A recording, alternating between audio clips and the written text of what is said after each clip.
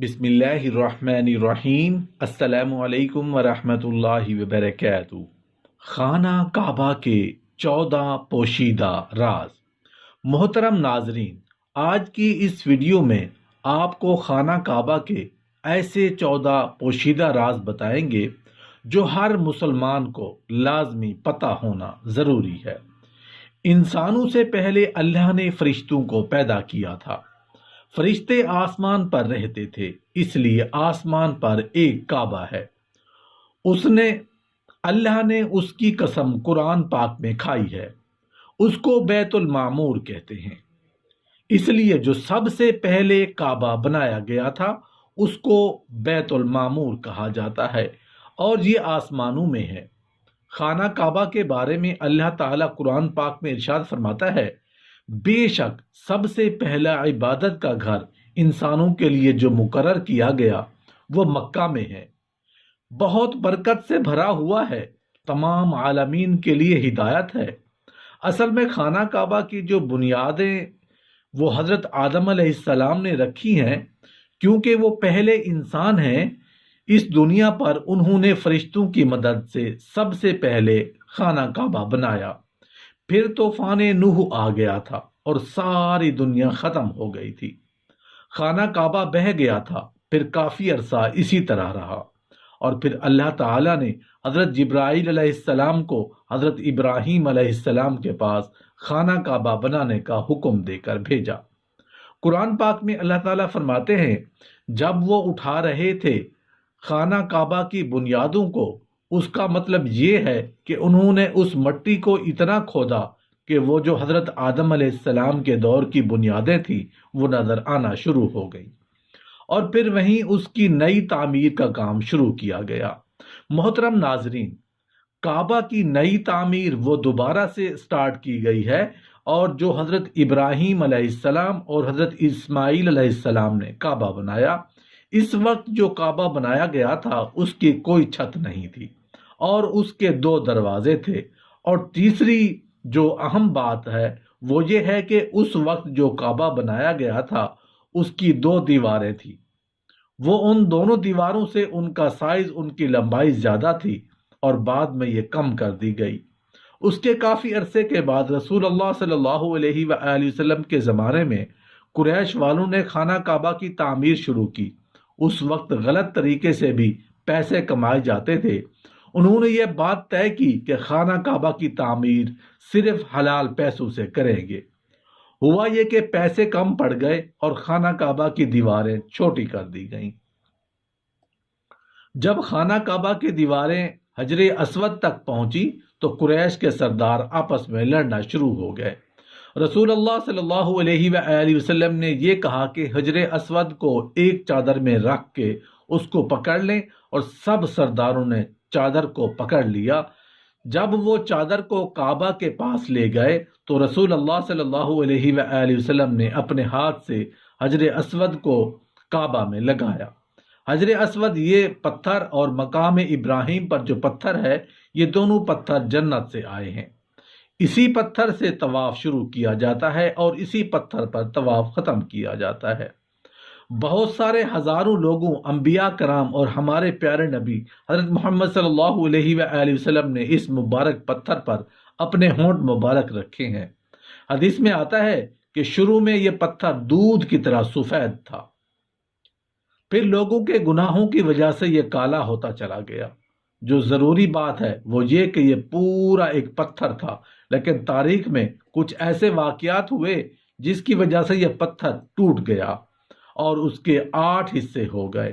سب سے پہلے پھر حضرت عبداللہ بن زبیر رضی اللہ عنہ نے چاندی کا فریم بنوایا، اور یہ حجر اسود کے ٹوٹے ہوئے 8 ٹکڑے اٹھائے، انہوں نے اس کے اندر اس کو فکس کروایا اور خانہ کعبہ پر لگا دیا۔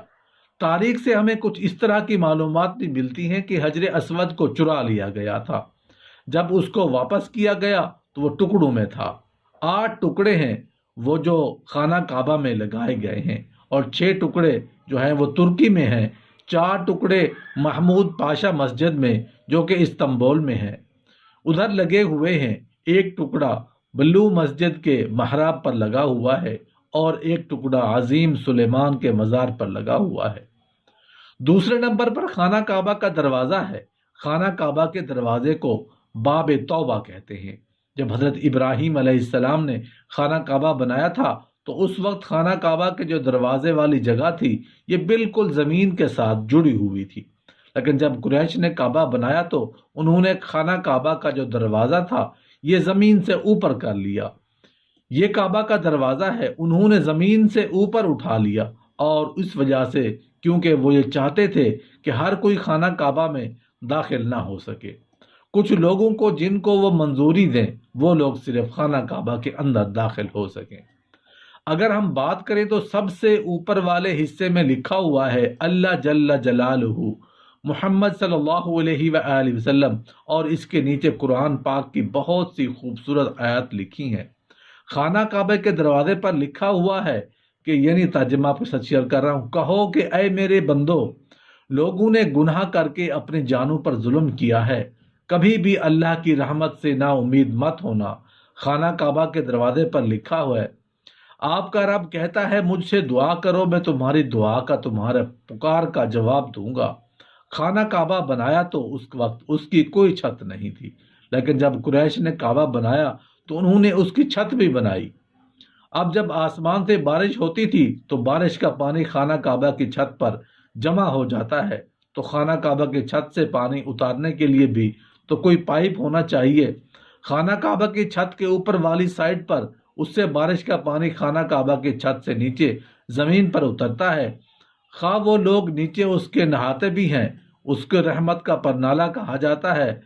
رحمت والا پانی خانہ کعبہ کی چھت سے نیچے اترتا ہے۔ چوتھے نمبر پر خانہ کعبہ کی نیچے والی سائڈ پہ وائٹ کلر کا ماربل لگا ہوا، ماربل کا شادروان کہتے ہیں۔ اس ماربل کے اوپر کنڈے لگے ہوئے ہیں جن کے اندر رسی ڈال کے خانہ کعبہ کے غلاف کو نیچے سے باندھ دیا جاتا ہے۔ جب لوگ یہاں پر آتے ہیں تو وہ ننگے پاؤں ہوتے ہیں، اور آپ کو پتا ہے کہ ننگے پاؤں کی انگلیوں پر بہت زور سے لگتی ہے، اس لیے انہوں نے اس کی شیپ نیچے سے اندر کی طرف اس طرح سے بنائی ہوئی ہے تاکہ لوگوں کی پاؤں کی انگلیوں پہ نہ لگیں۔ اس وقت کوئی حتیم نہیں تھا، لیکن پھر جب قریش نے خانہ کعبہ بنایا تو وہ خانہ کعبہ بناتے بناتے پیسے کم ہو گئے، تو انہوں نے جو ہے وہ اپنا تقریباً خانہ کعبہ بنایا، اور اتنی جو تھی وہ جگہ بچ گئی، اس کی جگہ انہوں نے پیسے ختم ہونے کی وجہ سے ایک دیوار بنا دی، تو آج تک اس طرح سے خانہ کعبہ ہے، اور اس کے ساتھ جو یو شیپ کی دیوار ہے، اس یو شیپ کی دیوار کو حتیم کہتے ہیں۔ آپ کو معلوم ہوگا کہ جب بھی خانہ کعبہ میں امام صاحب فرض نماز پڑھتے ہیں تو وہ خانہ کعبہ کے اندر تو جا کے نہیں نماز پڑھاتے، خانہ کعبہ کے باہر نماز پڑھاتے ہیں، اور جتنے بھی لوگ ہوتے ہیں خانہ کعبہ کے اندر تو جا کے کوئی بھی نماز نہیں پڑھتا، سب لوگ خانہ کعبہ کے باہر ہی نماز ہونے لگتی ہے۔ تو یہ خانہ کعبہ کے کیونکہ اندر کا حصہ ہے، حتیم اس کو خالی کروایا جاتا ہے، سب لوگ اس کے باہر ہی نماز پڑھتے ہیں، اور جو طواف ہوتا ہے وہ بھی آپ کو پتہ ہے کہ خانہ کعبہ کے باہر ہی سب لوگ طواف کرتے ہیں۔ خانہ کعبہ کے اندر تو طواف نہیں کرتے، اس لیے اس ایریا کے اندر بھی کوئی طواف کرتے ہوئے نہیں جاتا، طواف بھی اس کے باہر سے ہی ہوتا ہے۔ اور اگر آپ کو موقع ملے نفل پڑھنے کا، آپ اس جگہ کے اوپر ضرور نفل پڑھیں، کیونکہ اگر آپ نے اس جگہ پہ نفل پڑھے تو اس کا مطلب یہ ہے کہ آپ نے خانہ کعبہ کے اندر نفل پڑھے۔ اور اس کے علاوہ کچھ باکس میں کچھ سکولرز کے مطابق حتیم کے اندر حضرت حاجرہ علیہ السلام اور حضرت اسماعیل علیہ السلام کی قبر مبارک ہے، کیونکہ یہ بہت ہزاروں سال پرانی بات ہے، اس لیے یہ کنفرم نہیں ہے، اس کے بارے میں اللہ تعالیٰ بہتر جاننے والا ہے۔ پانچواں نمبر یہ خانہ کعبہ کا دروازہ ہے اور حجر اسود پتھر ہے، اس کے درمیان کی جگہ کو ملتزم کہتے ہیں۔ اس کے ساتھ طرح سے آپ اپنے دونوں ہاتھ سر اور سینہ پر لگا کر کھڑے ہو کر دعا مانگنا سنت ہے، اور یہاں پر بہت زیادہ دعا قبول ہوتی ہے، اس لیے آپ جب بھی خانہ کعبہ آنے لگیں تو دل میں پہلے سے 5-6 دعائیں ضرور یاد رکھیں۔ 7ویں نمبر پہ ہے کہ مقام ابراہیم۔ آپ دیکھ سکتے ہیں خانہ کعبہ کے پاس ایک جنگلہ لگا ہوا ہے، اس جنگلے کے اندر فریم بھی وہ پتھر ہے جب حضرت محمد صلی اللہ علیہ وآلہ وسلم نے خانہ کعبہ بنا لیا تو اس پتھر کے اوپر کھڑے ہو کے حضرت ابراہیم علیہ السلام نے لوگوں کو حج کے لیے بلایا گیا تھا۔ قرآن پاک میں اللہ تعالیٰ فرماتا ہے کہ حضرت ابراہیم علیہ السلام اپنے مقام پر کھڑے ہو گئے اور کہنے لگے، لوگو، آپ کے پروردگار نے ایک مکان بنایا ہے، لہٰذا اس کے پاس حج ادا کرو، کیونکہ روایت میں یہ بھی آتا ہے کہ یہ والا پتھر اور حجر اسود یہ دونوں جنت سے آئے ہیں، اور کچھ روایت میں یہ بھی آتا ہے کہ یہ والا پتھر وہ پتھر ہے جس پر کھڑے ہو کر حضرت ابراہیم علیہ السلام نے خانہ کعبہ کی تعمیر کی تھی۔ حضرت ابراہیم علیہ السلام اس کے اوپر کھڑے ہو جاتے تھے اور حضرت اسماعیل علیہ السلام ان کو دیتے تھے، تو یہ پتھر خود ہی اوپر ہو جاتا تھا جہاں پر پتھر لگانا ہو۔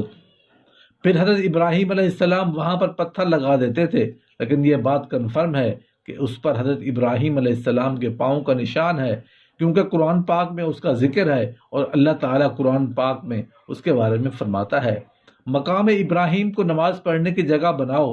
اس وجہ سے طواف کرنے کے بعد لوگ اس کے پیچھے نفل پڑھتے ہیں اور اس کو بہت افضل سمجھا جاتا ہے۔ ضروری بات تو یہ ہے کہ پہلے یہ خانہ کعبہ کے ساتھ ہی ہوتا تھا۔ جب حضرت عمر فاروق رضی اللہ عنہ نے یہ دیکھا کہ اس کی وجہ سے طواف کرتے ہوئے اس جگہ پر لوگوں کا رش بن جاتا ہے، تو انہوں نے اس کو تھوڑا سا پیچھے کر دیا تاکہ لوگوں کا رش نہ بنے، لوگ آسانی سے طواف کر سکیں۔ جب اس کی صفائی کرنی ہوتی ہے تو یہ وائٹ سے بورڈ سائڈ پر لگائیں۔ یہ خانہ کعبہ کے 4 کونے میں ہے۔ خانہ کعبہ کے چاروں کونوں میں 2 کونوں کو زیادہ اہمیت حاصل ہے۔ حضرت ابراہیم علیہ السلام نے خانہ کعبہ بنایا تھا، اس کے 4 کونے تھے۔ خانہ کعبہ کے اس کونے کو رکن حجر اسود کہتے ہیں، کیونکہ اس کونے کے اوپر حجر اسود پتھر لگا ہوا ہے، اور اس کونے کو رکن یمانی بھی کہتے ہیں، کیونکہ اس کونے کی جو ڈائریکشن ہے وہ ملک یمن کی طرف ہے،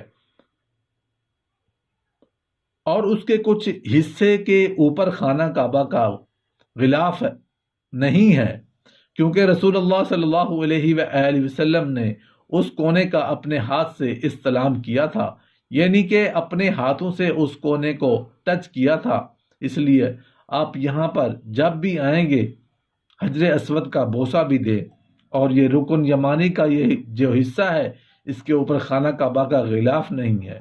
جس حصے کے اوپر اپنے ہاتھوں سے استلام کریں، یعنی اس کو اپنے ہاتھوں سے ٹچ کریں، سنت رسول صلی اللہ علیہ وآلہ وسلم کو پورا کریں۔ رسول اللہ صلی اللہ علیہ وآلہ وسلم جب بھی رکن یمانی اور رکن حجر اسود کے درمیان سے گزرتے تھے تو دعا پڑھتے تھے، اللہ تعالیٰ آپ کو بھی انشاءاللہ لے کر جائے گا، اور جب بھی آپ کے ان درمیان سے گزرنا ہو تو آپ بھی دعا پڑھیں۔ اور خانہ کعبہ کے اس کونے کو رکن عراقی کہتے ہیں، کیونکہ اس کی ڈائریکشن ملک عراق کی طرف ہے، اور خانہ کعبہ کے اس کونے کو رکن شامی کہتے ہیں، کیونکہ اس کی ڈائریکشن ملک شام کی طرف ہے۔ 12 نمبر پر ہے خانہ کعبہ کا غلاف۔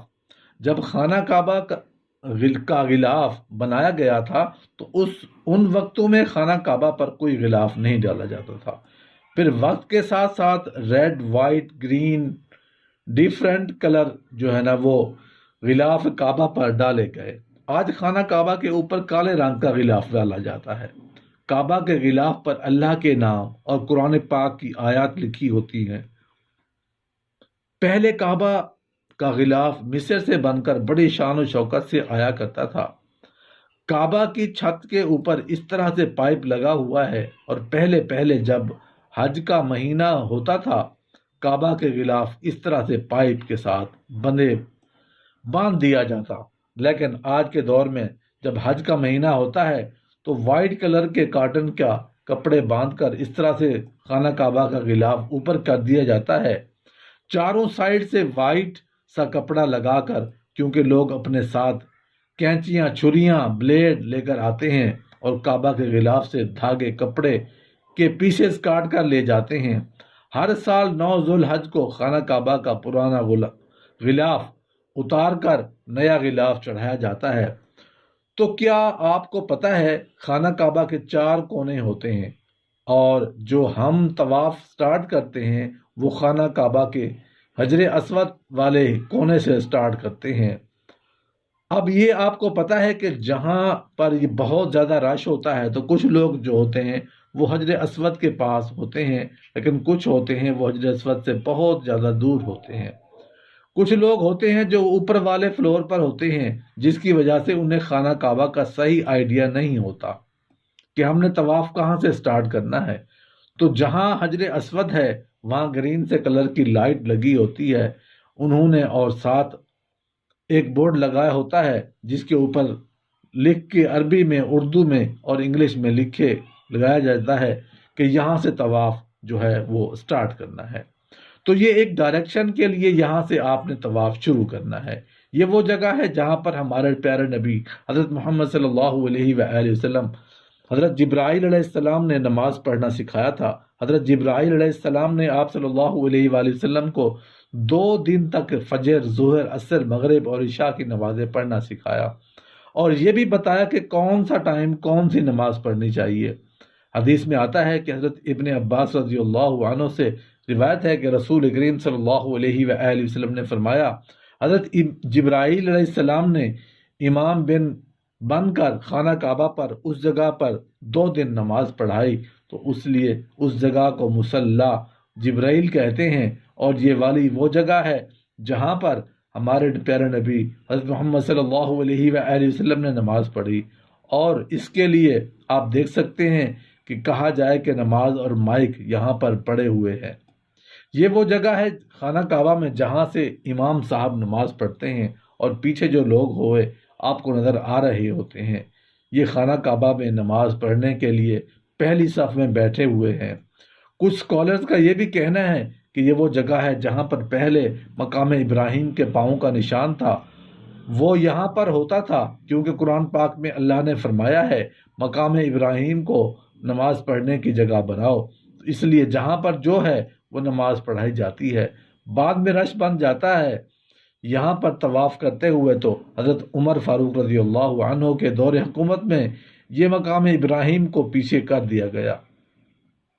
جب امام صاحب یہاں پر نماز پڑھاتے ہیں تو ان کے لیے 9 مائکس رکھے ہوتے ہیں، اور 3 جب وہ کھڑے ہو کے الحمدللہ پڑھتے ہیں، 3 مائکس جب وہ رکوع میں جاتے ہیں، اس کے بعد والے 3 مائکس جب وہ سجدے میں جاتے ہیں اس کے لیے۔